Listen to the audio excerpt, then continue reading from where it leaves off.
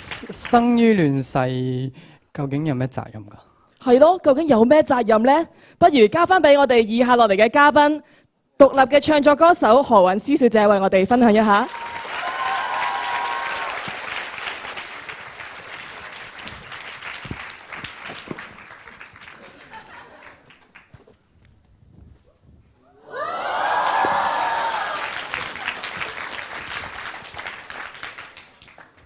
何韻詩，聽到呢個3個字呢個名，大家會聯想起咩嘅一個物體呢？有冇？歌手，冬菇，小丸子。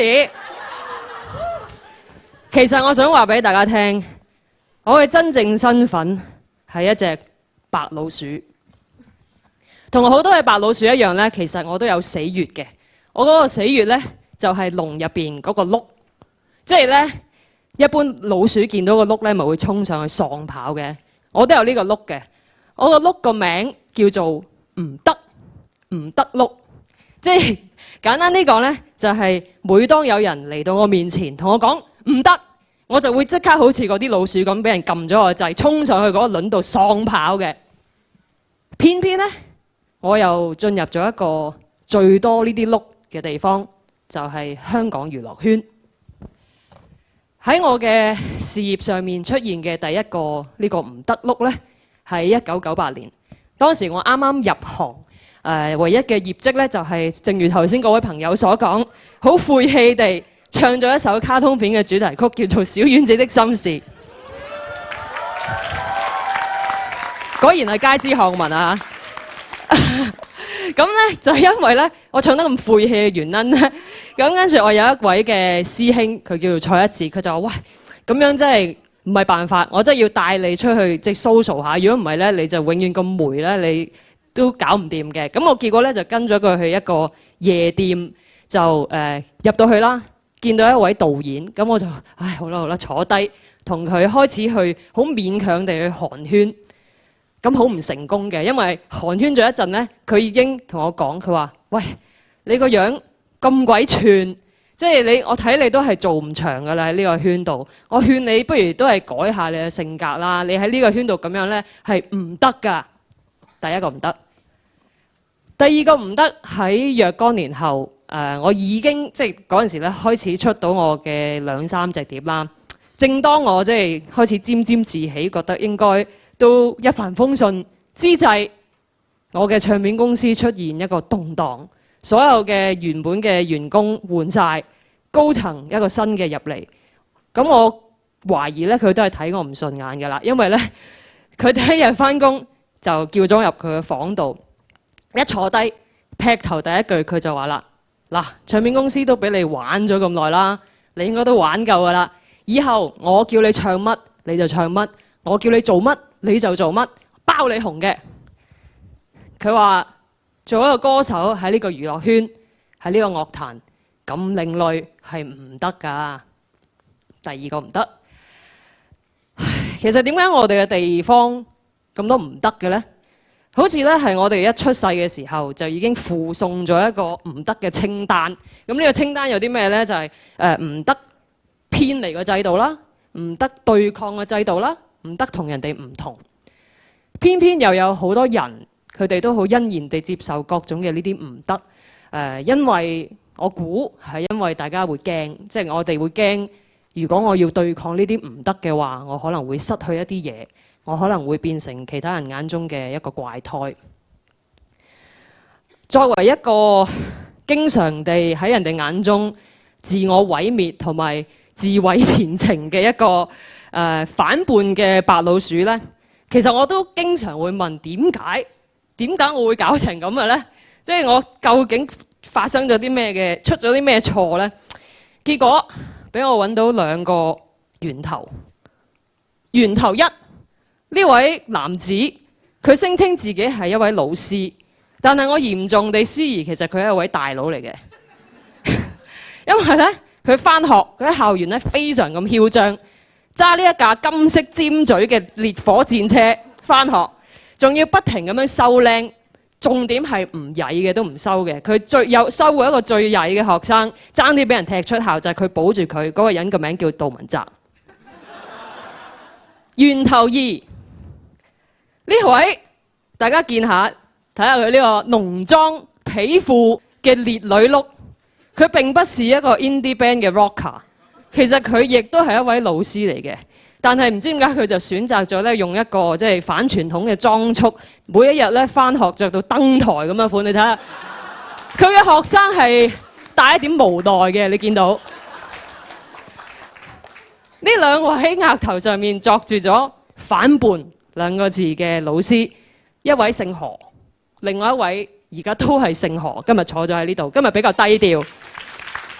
佢哋兩個嘅結合，生咗我呢一隻終極反叛嘅叉燒。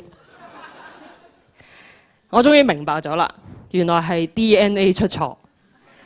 除咗 DNA 之外呢，其實我相信你喺沿途遇到一啲咩人呢，亦都係非常之重要嘅。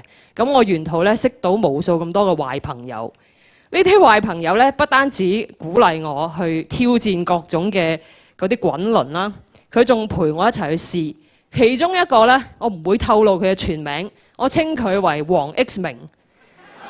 喺2012年嘅時候，經過佢嘅鼓勵同埋慫恿，我決定出櫃。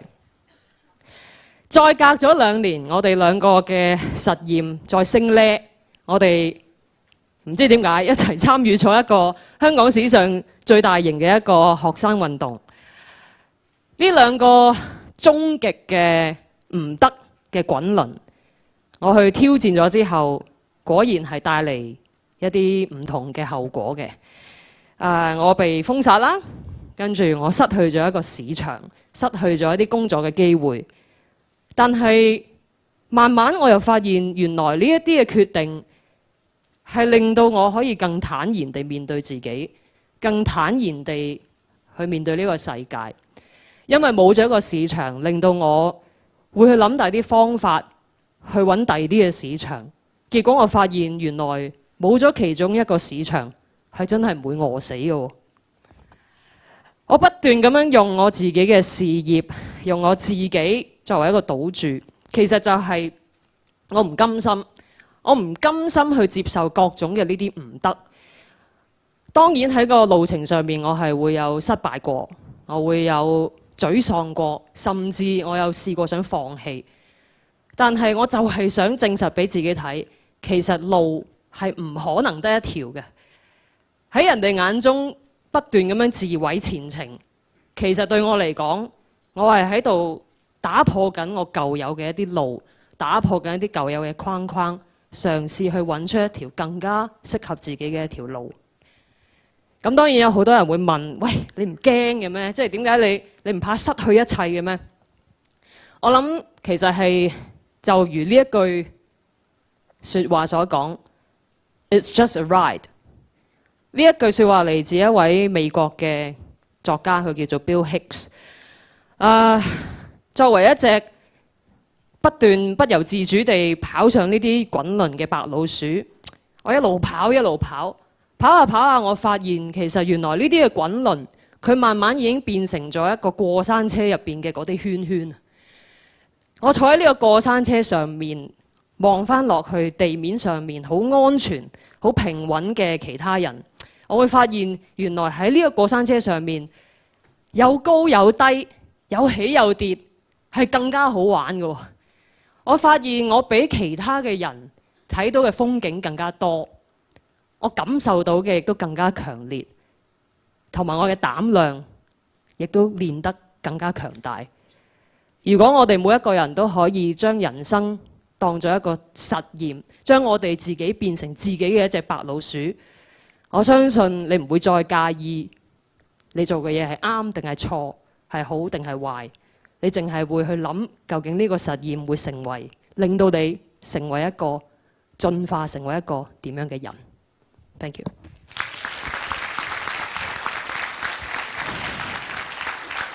跟住落嚟呢，我想請出另外一隻嘅白老鼠，佢叫 Sonny， 佢係雞蛋蒸肉餅嘅一個吉他手。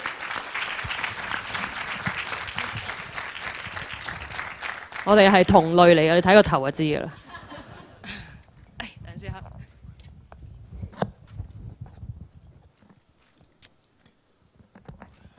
唔係因為錯咗方向，唔係 stand。扭翻手嘅。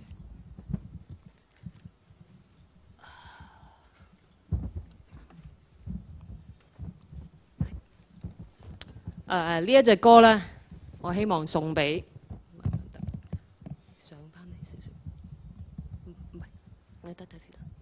好 ，thank you。呢隻歌咧，我希望送俾每一個覺得自己係怪胎、覺得自己唔 fit in 呢一個世界嘅人。呢隻歌入邊係講緊一個英雄，佢叫做封建智郎，送俾你哋。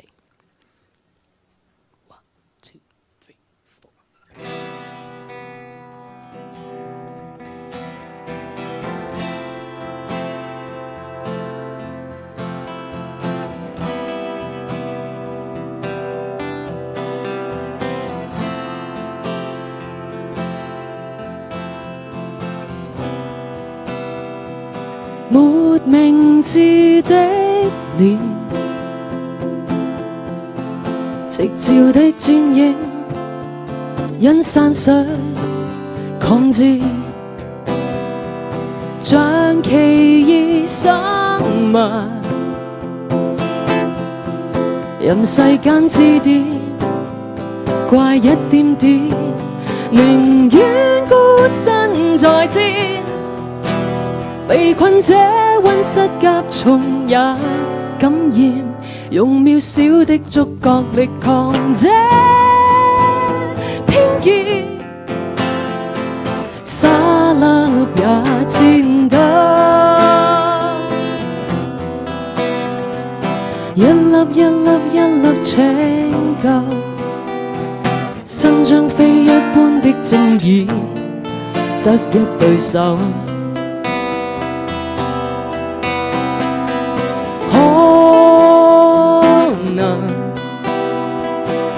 的身軀好比妖獸，一天一天稀釋價值，得他甘心去受。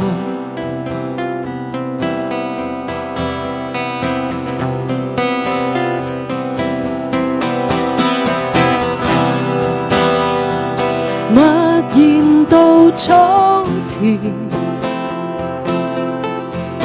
被瞬間剪短。將磚片搭建，但蒙面青年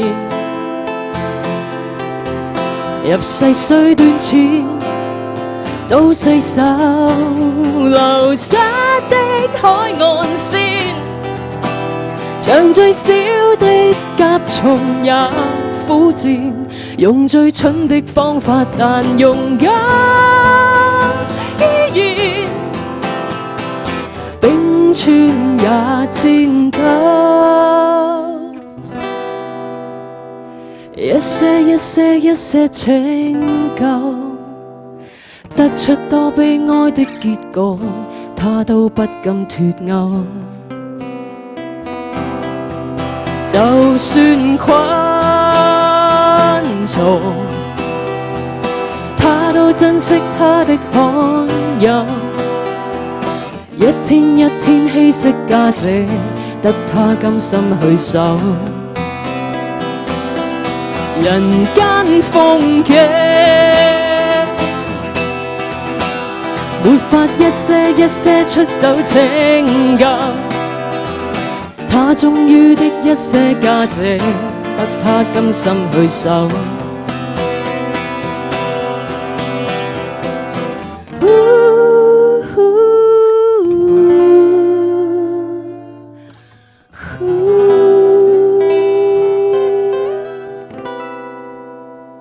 Thank you。